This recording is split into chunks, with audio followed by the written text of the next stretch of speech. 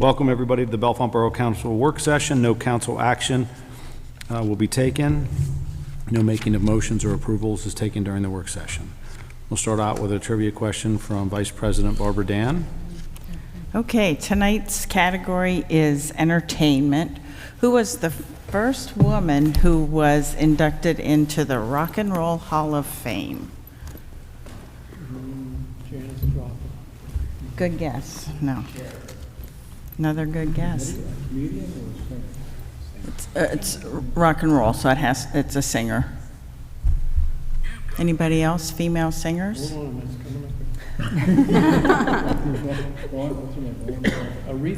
Aretha Franklin. What year, Doug? Can you pull that up quick? Johnson, you're using Google? He is. For real, and he's announcing it. Talk about sucking the fun out of something. 1987, See what I first mean? female. We will take Doug's computer from him. Okay. From now on. Items for discussion, the Governor's Park batting cage proposal, which we all had a chance to look at. Any You want to give us some feedback? questions or discussions? Some input on that, Dawn? Well, everyone is aware that I think council made a decision some time ago. We were going to try to do the batting cage and the restroom. So Tony Grace, the architect for Weber Murphy and Fox, just got the pricing proposal from Nastus, and Nastus obviously is the contractor that did the baseball field. So we were just going to do an amendment to the contract to have him do the other two projects, and I think the price came in a little bit higher than what everybody anticipated. Even Tony submitted the drawings for a 70 by 50 batting cage, and then I think his estimate was $210,000, and then as you can see from Nastus, the actual price is $280-some thousand. So just giving everybody a little bit of just a kind of a reminder on where we stand with the grant. We have about $155,000 left over from the field project. The Rotary was going to donate $25,000. They earmarked that to the restroom project. The Bellefonte Baseball Booster Club was going to donate $8,700, so that would have been earmarked for the batting cage. So we have about $188,700. $24,000 was for the architectural engineering design and contract management. That leaves us $164,700 for to do those two projects, which I think we were kind of hoping the batting cage could be done for $130, and then maybe another $35. We would have just done some minor renovations to the restroom out there. Some of the reasons, John Nassus talked to me today and just said prices were a lot higher than he anticipated for materials. And on top of it, this is a grant, so you have to use prevailing wage. So he was anticipating 4 men for 4 weeks work. So price was almost $90,000 for labor alone. So that's where we stand.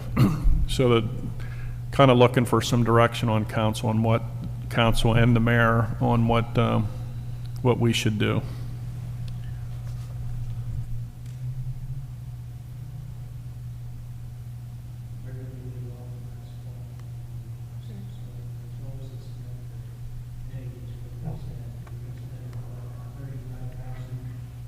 We're going to spend about $35,000 on the restroom, kind of just a very brief facelift, and then 125 or something on the batting cage. Yeah, right? that's correct. It's approximates. Yeah.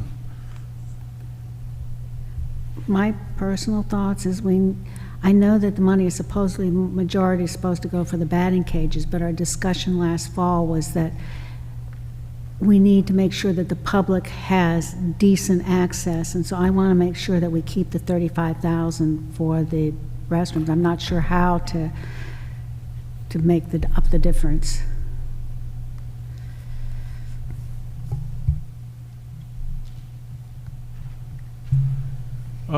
Some of the things that you could scale back the batting cage, which just talking to the coach and everything, they really don't want to do. But you'd have to significantly scale that back and just use the money for that, for example. One option. Another one would be just to use the money for the restroom. These are just things I'm just throwing out. Like I said, we're just looking for some direction. The mayor, you might have some ideas or some thoughts on your own. So I don't know. We just wanted to bring it up for discussion and see where to go. Just real quick, what's the timeline for using the grant funds? When's it end? I think this year, but we could probably get an extension if we had to. I would love to see if NASTIS can do something so we could keep, like Joanne said, keep the 35 to redo the bathroom that needs done, and then figure out with what funds we have left, what can we do to upgrade that batting facility, and then possibly in the future, whoever, the booster club or somebody could raise money to add another cage or whatever. But if we could keep that money and redo the bathroom as well as upgrade the hitting facility, I think it would be a win-win.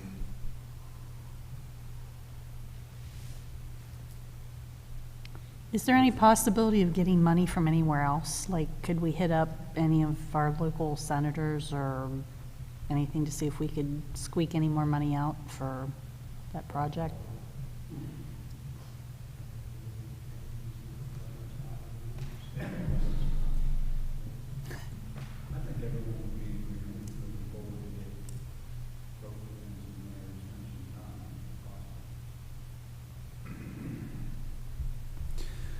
I think everyone would be in agreement to move forward, Don, with getting Mr. Nastis to come back with something that might work a little bit for us to get both projects done.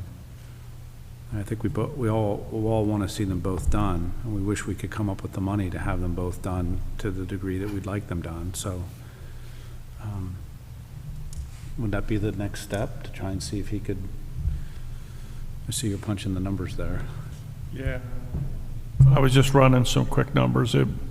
We estimated about $60 a square foot, and it's almost 81. So you could probably, I don't think it would be any more than a one-person batting cage, Mayor, if that would suffice. Yeah, we've been, we've talked about this at the table. The money through Senator Corman, the idea of it was to improve the baseball facilities at Governor's Park. I know the bathroom came into this, and I think if we could do both, we're making concessions on the baseball field once again, just as with the other grant that I obtained. But if it's good for all, I guess it's good. Whatever is in the best interest of the community. So one new cage or improved would be much better than nothing at all.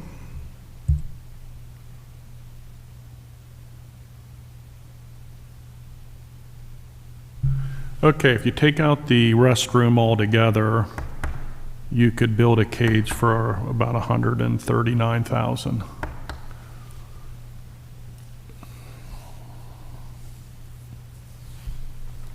But like I said, I agree with keeping, if we had 35,000 earmarked for the restroom upgrade, I think that's a fantastic idea.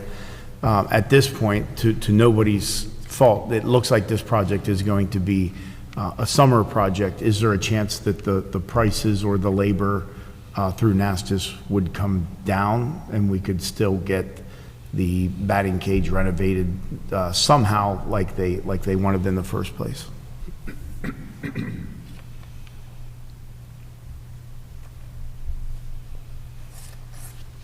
Have you ever seen any prices go down? I think as Dawn mentioned, you know, once we go over a project of 25,000 or more, we're required to pay prevailing wages. So it's unlikely. And then the summer's the busy season, so contractors usually have their work lined up. And if they need any extra work or they get it, it's okay. If they don't get it, it's okay also. So typically we don't see a savings because of those couple parameters that are out there. So then I mean, I don't know how to do this, but I say we move forward with 35,000 for the restroom, and then does that leave 40,000 left over for the batting cage? Because you said the labor would be close to 90,000, but that would probably come down if they were only doing one. So I'm all in favor for that. You know, if we could move forward and scale it to a one batting cage and redo the restroom. And like I said, I think everybody would be happy. Could we still do one, but plan for two if we go the next year? Yeah, like I said, if we could get one, and then that would be something where in the future, something could be added on to it by the baseball booster club or somebody, they could have a fundraiser or something. So at least we're, you know, with what we did at this table, they have a very nice field for the community, and they will also have a hitting facility where they can go. You know, I do think it's important that we upgrade that because it's not in good shape right now. And, you know, like we said, to eliminate wear and tear, keeping the gates locked, the batting cage would be something that is open that people could go practice and enjoy a nice day.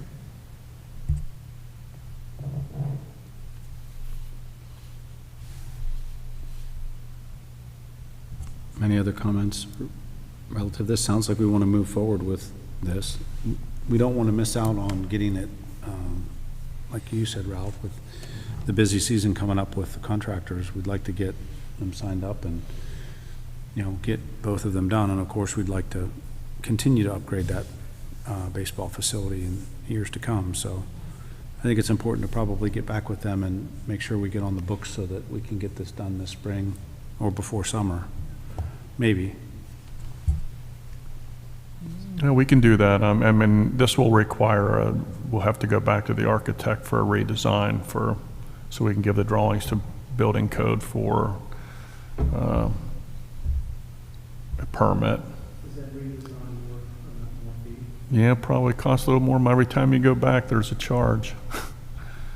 Hate to say, but. And codes is the one for Spring Township, correct? Yes, we'd be using Keystone.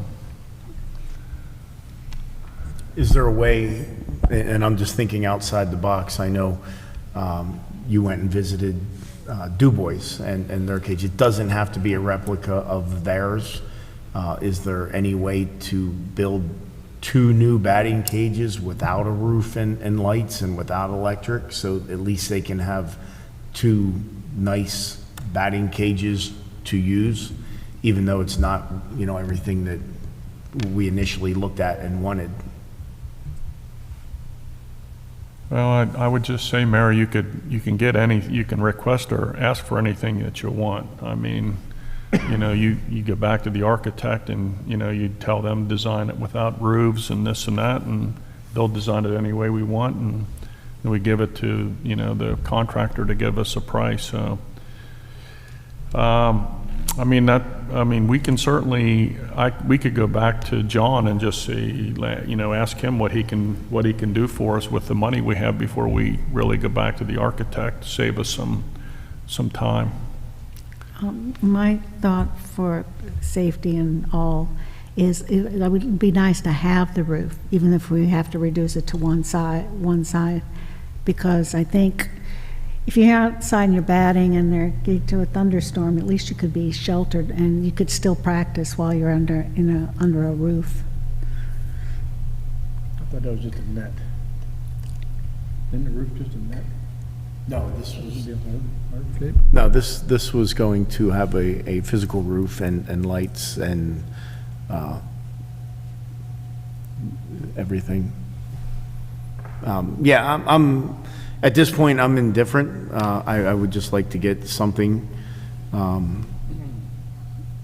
something that everybody can enjoy and that works for everybody. And yeah, I know as far as like inclement weather, there's pavilions there, people's cars are there. Like if it rains, they leave. I know what you're saying about practice. I'm just thinking outside the box and thinking through my conversations with John Clark, who's the baseball coach, how ultimately he would love to have 2 cages side by side because you can get more work in. You can get 2 pitchers throwing 2 batters, and for the community, if there's a group of people, then obviously more people can use it.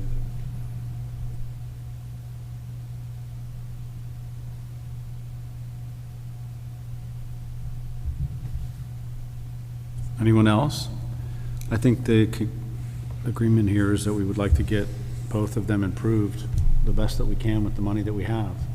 And we can speculate all we want, but we're gonna have to hear back from him. Getting 1 cage like the mayor wanted with the roof and the lights and all that is a huge upgrade from what I understand. So hopefully we can get that done before the prices go up again.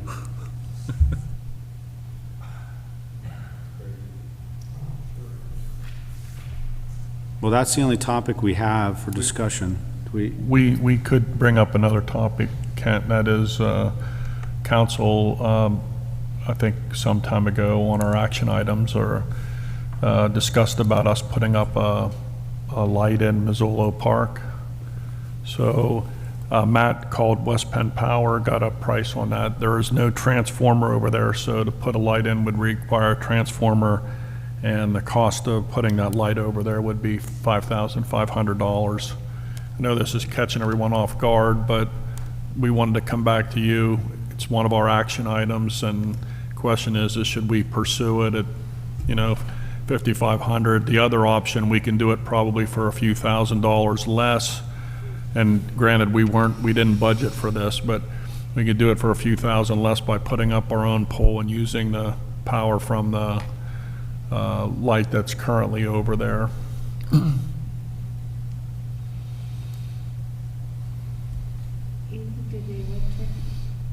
Did the electricians say anything about, of those 2 alternatives, is one safer, is one more sustainably better, or other, or is it just price? Well, the one, you're using West Penn, and then on the other one that we would do ourselves, we would just contract with Strauss and put up our own pole, and then use Strauss Electric or someone to help us with that, that does that kind of work. And there would be no difference in the terms of the electrical usage, or? I don't know, West Penn uses LED. We've not switched over to LED over there yet. West Penn has a kind of a flat rate, that because we're using in essence their pole, their lights. So we don't pay like electric bill, that's a flat rate or a metered rate. It's mixed in with leasing everything.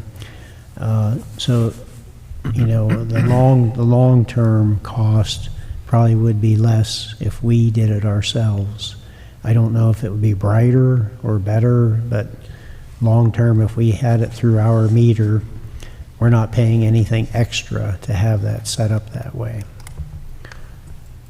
How I about this? believe you can exchange the current lights to LED using West Penn power. I don't know, or if you're going to use power that's already there. Because I know I switched out 20 lamps in a parking lot. Yes. And it was all LED. It just took a different type of controller. Yes, that's what we're looking at. Even in downtown, we switched the bulb over to LED. so we could look into getting that for that pole light that's there. This item on our goals and objective, who remembers this and how it came out? And is there a story behind it that you can share with those of us that aren't? The residents out there requested it, and the police chief added Speaker Doug. So the residents out there requested it, the police chief, Yeah, the police chief said there is some nighttime activity that it would be much easier and safer for the police officers to patrol the area. so it was warranted enough that the Borough Council at the time made this and put this on our list, something that the residents wanted, and then the police chief says, yep, we need light over there. He agreed that it would be a good All right. thing to So have. at this point, He did not request it. yeah, I guess what we're looking for is, do we agree that we think we should tackle this goal before we worry about what wattage bulbs? When we approved it, it was not assumed that there wouldn't be a $5,000 cost to add the transformer. So that is something new to us. Yeah. And so the question is, do we want to spend the $5,000 to make it a safer park, or do what Mr. Stewart has suggested, use in-house labor and exterior contractors, I guess, to a pole similar to what West Penn would install, and a fixture similar to what West Penn would install? It's just our kilowatt rate would be higher. Something like that, Doug's pretty close. I mean, that we pay the metered rate. Right. We wouldn't have West Penn's lease payments or Yeah, lease so costs involved. we would be maintaining it as we do the other ones. Yes, yes, So we do have one there now that is maintained by the borough staff. correct. So this would be an addition to that one, probably, what, $500? I don't know. The globe is pretty expensive. Oh, are you talking about putting a similar light to what's out there now? Or a lamp like you would put, I a think, dusk to dawn lamp is what they're called. I think we were thinking if we did it, a higher pole with some type of similar light that's out there, unless, did you have something else in mind, on? I'd have to go back and check with Matt on that. I thought that he was talking about, a The dusk to regular dawn. pole, dusk to dawn Yeah. light, but it could have been one of those. I don't even think the 10-foot poles would be high enough to be I don't honest either. with you. Okay, so it sounds like we're interested in moving this forward somewhat, maybe getting some more information and having maybe the cheaper route. Everyone could agree, I'm sure, that we need a light. Now that we know that the residents asked for it and the police chief said it's needed, we should try to do something, maybe a little bit cheaper. It's a congregational point for youth in the evenings, throughout the summer and other times. Sounds like a good thing to do, okay. Don't the parks close at dusk?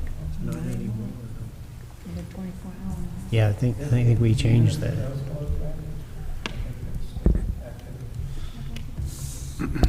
Is this an appropriate time to make another community suggestions referring to lighting? Has to be quick, Mayor. We're out of time. The extension bridge from Talleyrand Park is very dark, and I've had a couple people, as I'm walking my dog, suggest maybe solar lights or something on the bridge. If you've ever walked there, it's pretty dark by the railroad tracks as you're going from one part to the other side. So I said I would bring that forward at some point. Yeah, that's something we can. All right, thank you, Mayor. Okay, we're out of time. This time, to adjourn the work session. Do I need a motion for that? We have to, an announcement for the. We're gonna go, we're gonna go, we'll announce it also in the council meeting. Okay.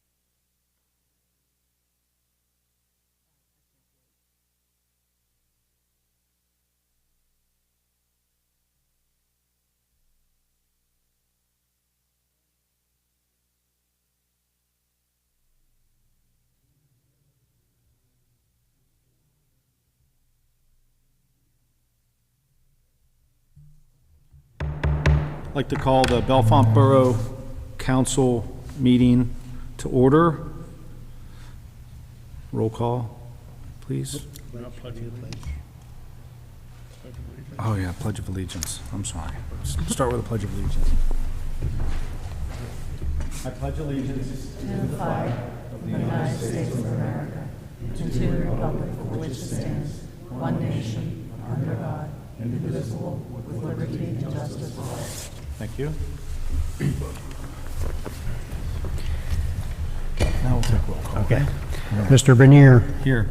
Mr. Brackbill, Here. Miss Clayton, Here. Miss Dan, Here. Mr. Johnson, Here. Miss McKean is excused, Miss Purnell, Here. Miss Sedgwick, Here. Miss Tosti Vasey, Here, Mr. Larson, Here.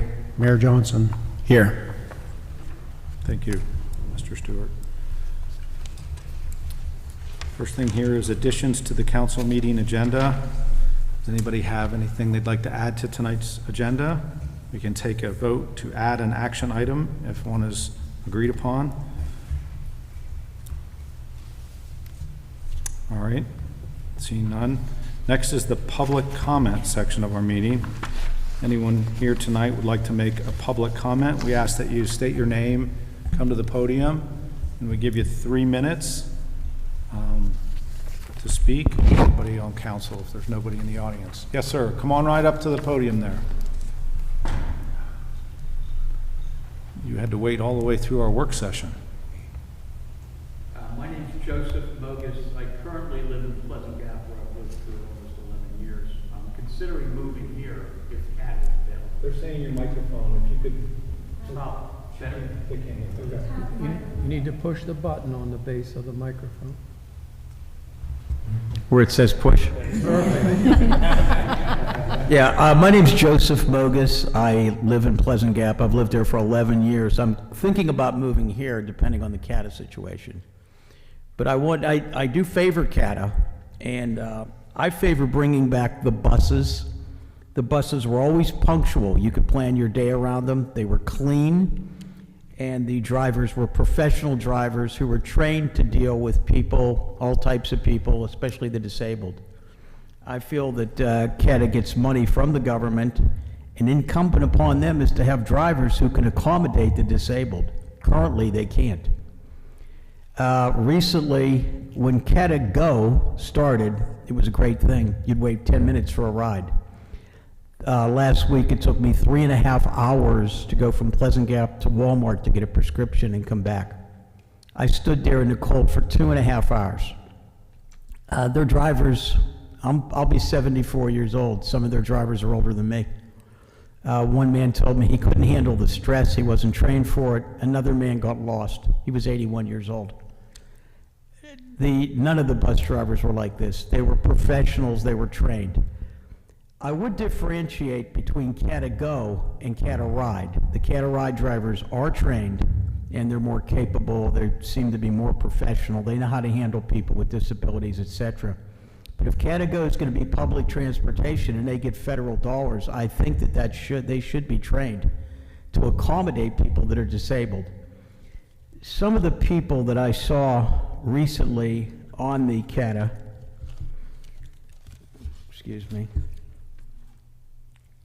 included a man who was totally blind. He had to have an aide come and take him off the van at Geisinger. A grown man whose mother had to put him on the van because he had Down syndrome. A woman on a scooter.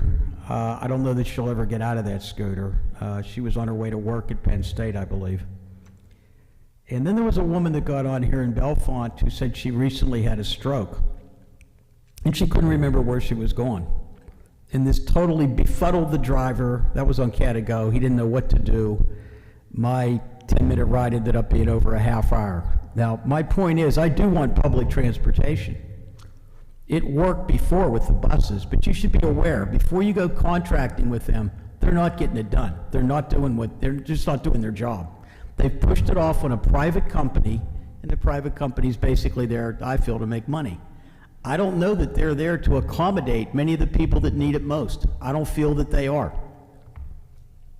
And one other thing, if CATA gets all this money, including $1 million, I understand, from Penn State, and they're simply going to subcontract their transportation responsibilities to a private company, MTM, why couldn't that money just go to the various municipalities and you could hire your own companies? What purpose then do the bureaucrats out of CATA serve?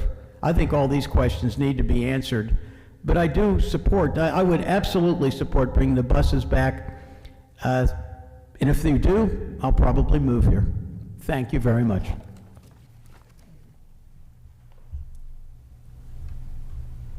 Thank you, sir, for your comments. Any other? Yes, sir. Yeah, I'm Scott Mauger from Bellefonte.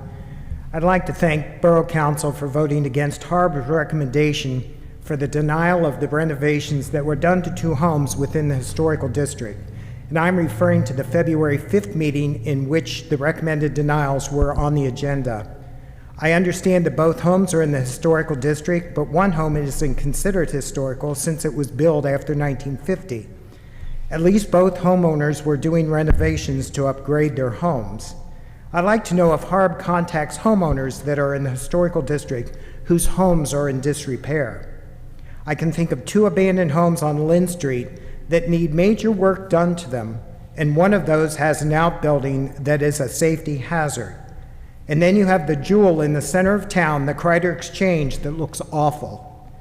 The pharmacy side of what used to be Plum's drugstore with a brown paper that has been covering the windows for months. When you stand across the street and look at the once beautiful building, it's now looking pretty darn shabby. Is Harb doing anything after that owner? Just some observations I'm making with homeowners making improvements to their home, just not to the Harb guidelines, and then getting denied the completed renovations, and Harb not doing anything about 2 homeowners and a commercial building owner who are totally neglecting their properties in the historical district. These aren't the only properties that are in disrepair, but ones I pass on a daily basis. And I'd like to have my questions answered someday. Thank you. Thank you, Mr. Mauger.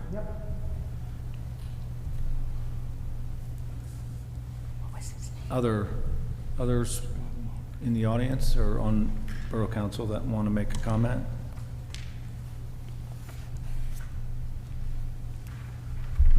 Okay. No further comments. We'll move on to communications written. First one is Center County Recycling and Refuse Authority Municipality Report. Is in there for your reviews. Any comment? No, there's no council action. It's just an FYI for council. Next is the Marion Township Proposed Zoning Ordinance Amendment, Article 15.1, Conditional Use Criteria for Wind and Solar Facilities. I just mentioned on the agenda, we typically don't comment on the other municipalities' desire to amend their zoning ordinance. So it's just an FYI. Next is the borough has 3 shade trees for planting in the streets right away available. Please contact Mr. Don Holderman, the Assistant Borough Manager, if you're interested in receiving a free shade tree. Again, the borough has 3 trees for planting in the streets right away available free to a borough residents. Just contact Mr. Holderman at 355-1501 extension 215 or dholderman@bellefontepa.gov. All right, that's it for communication. Next is the consent agenda. I'll ask that all items listed on the consent agenda are considered routine and will be acted upon on a single motion. I'll ask for a motion and a second to approve the consent agenda as it appears. I'll make the motion to approve as presented. I'll second that motion. Tosti Vasey. Thank you. Mr. Bernier, Yes. Mr. Brackbill, Yes. Miss Cleaton, Yes. Miss Dan, Yes. Mr. Johnson, Yes. Miss Purnell, Yes. Miss Sedgwick, Yes. Miss Tosti Vasey. Yes. Thank you, Mr. Holderman. Next are our reports. And the first one is from our mayor, Mr. Mayor Buddy Johnson. Thank you. Can I have Mr. Robert Igo please come forward?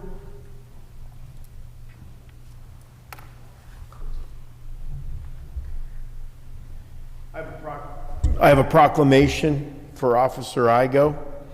Whereas Robert Igo has been employed by the Bellefonte Borough Police Department since April 24th, 1997, and whereas Robert faithfully and conscientiously served the borough and its citizens for 26 years as a patrol officer, and whereas Robert retired from his position as patrol officer effective January 13th, 2024, whereas Robert consistently performed to the best of his ability during his tenure as a member of the Bellefonte Borough Police Department, and now, therefore, in appreciation of his years of dedication and service, we want to extend to Robert and his family our best wishes for many years of happiness in the future.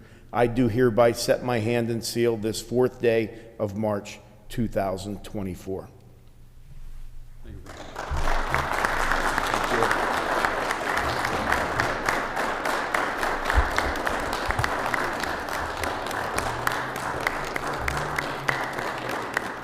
I would like to personally thank Bob for everything you've done for this community. I know I moved here in 99, 2000, and you've been a staple in this community since the day I moved here and before that. So thank you for all your hard work and everything you've done. It is greatly appreciated. Thank you very much. Thank you.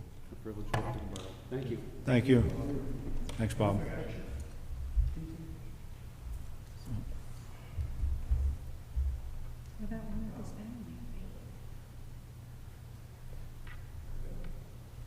Get a family shot. Family shot. Greatly appreciate it. Family shot. Family shot.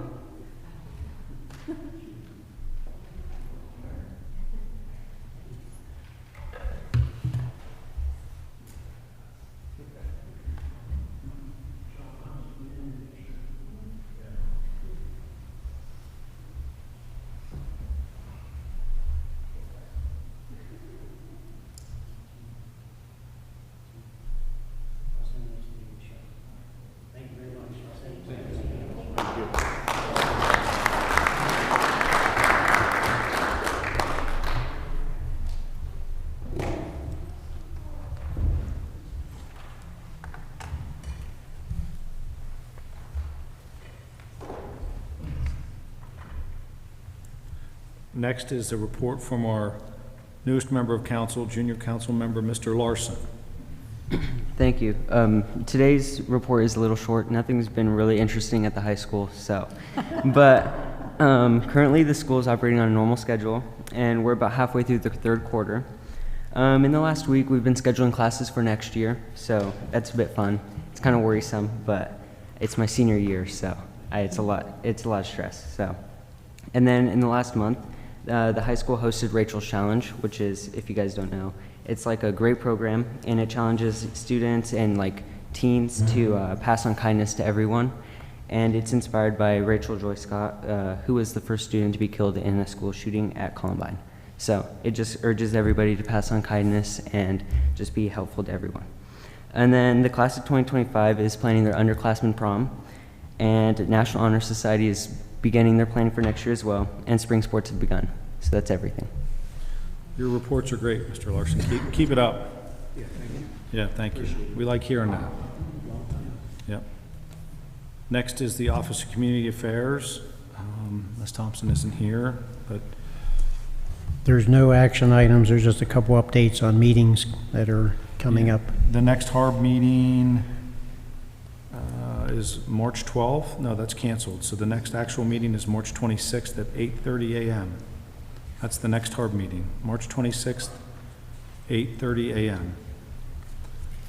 Okay. Next is current and old business. The first one is the Stony Batter, comments from Mark Hood. Borough staff is in the process of adding additional signage to the Stony Batter. That's correct, we probably will have that, it may have even been done today. We talked to our Public Works Director, and he was trying to schedule that as early as today, but this week. So that'll be done as well as Pine Street coming into the borough. Okay. Next is the Scenic Street 600 block pothole complaint. A review of the property file indicated that the borough does not ordain or did not take over this street. Maintenance is the responsibility of the property owner. The pothole repair is not an enforceable item under the borough's property maintenance code. It is suggested that the tenant contact the property owner. No council action. Again, that's just FYI. Thanks for finding that information out. I appreciate it. You're welcome. Thank you. The TASA agreement amendment resolution. I'll need a motion and a second to approve the TASA agreement amendment resolution. I'll make that motion, Clayton. Thank you, Deborah. Second, Brackbill.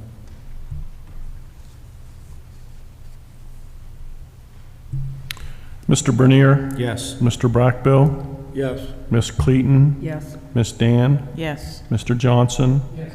Ms. Purnell? Yes. Ms. Sedgwick? Yes. Ms. Tosti Vasey? Yes. Thank you.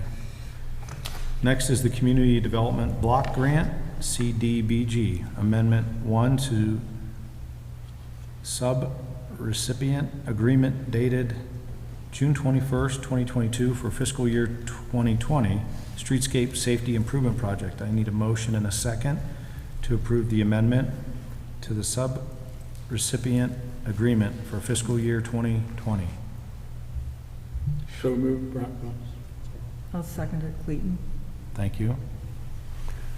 Just as a note, all these are these two amendments are just extending the time frame. Mr. Bernier? Yes. Mr. Brackbill? Yes. Ms. Clayton? Yes. Ms. Dan? Yes. Mr. Johnson? Yes. Ms. Purnell? Yes. Ms. Sedgwick? Yes. Ms. Tosti Vasey? Yes. Thank you. Next is the CATA service fee. You got the second. Oh, okay. The second one, again, this is just extending their time to get it done. Is an amendment to the 2021 agreement. Community Development Block Grant. I need a motion and a second to approve that, please. So moved, Tosti Vasey. Second, Dan. Mr. Bernier? Yes. Mr. Brackbill? Yes. Ms. Clayton? Yes. Ms. Dan? Yes. Mr. Johnson? Yes. Ms. Purnell? Yes. Ms. Sedgwick? Yes. Ms. Tosti Vasey? Yes. Next is the CATA service fee increase, changes to services effective July 1, 2023. A work session with area federal, state, and local representatives to seek a solution is scheduled for 6:30 p.m. Monday, March 18th in the large meeting room at 301 North Spring Street. FYI, there's no action needed, just making that announcement for the public. Again, that's a work session with federal, state, and local representatives to seek solutions to the CATA issue. Again, that's going to be Monday, March 18th in this room right here. Yes. Right here in this room. That's correct, yeah. All right. Next, a memo, suggested rate of $100 per hour for the use of Governor's Park baseball field. I'll need a motion and a second to approve the rate of $100 per hour for the use of the Governor's Park baseball field. I'll make that motion, Dan. Thank you, Barbara.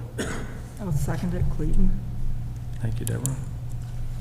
You want to take any questions in case they don't, I really want to change it. Anybody have any discussion about that fee that we have on the agenda tonight? Everybody okay with that? Would this be replacing the $500 per day fee, or would this, No. so if it's a full day, it's $500, if it's per hour, it's $100? Okay, thank you. We've been having a lot of requests for teams that just want to come in for an hour or two. Great. Okay.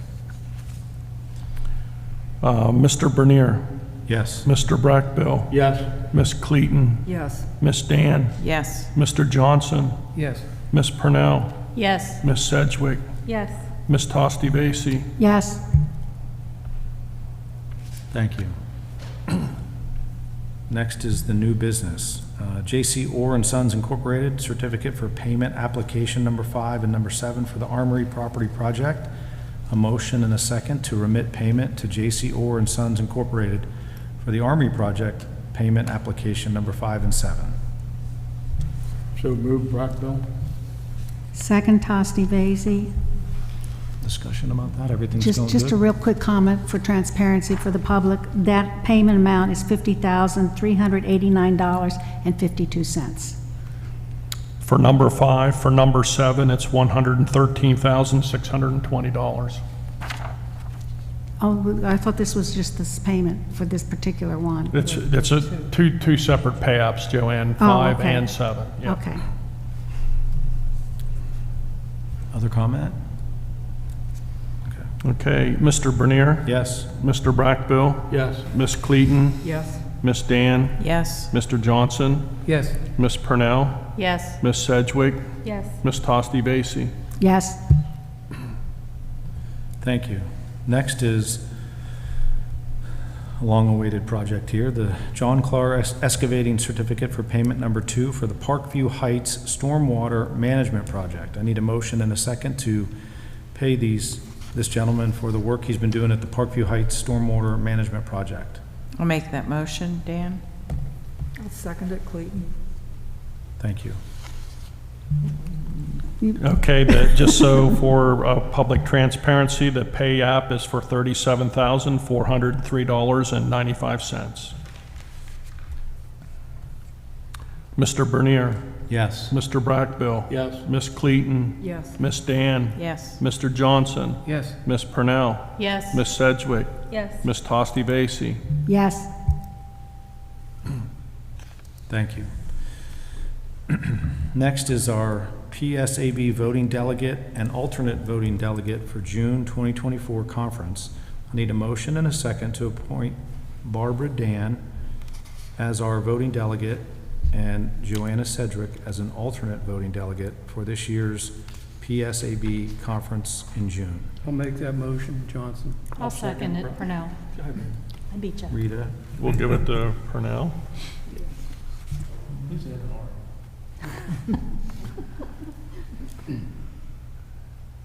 Okay, Mr. Bernier? Yes. Mr. Brackbill? Yes. Ms. Cleaton? Yes. Ms. Dan? Yes. Mr. Johnson? Yes. Ms. Purnell? Yes. Ms. Sedgwick? Yes. Ms. Tosti Vasey? Yes. Thank you. Next is the Center County Boroughs Association March meeting. Save the date. This meeting will be at 6 p.m. on Wednesday, March 28th, 2024, in the small conference room across the street. Across the hall. Across the hall? Okay, so right across the hall. Man, so many different conference rooms. Just a FYI for the public. Any discussion or comment about that? Let's Good. consider getting some room numbers on our As long as- building rooms. As long as I don't have to say sub-recipient again. I'd like to adjourn if I Now that could. that came up across. Thank you, Mr. Brackbill. Thank you, Joanne. Meeting adjourned. What is that?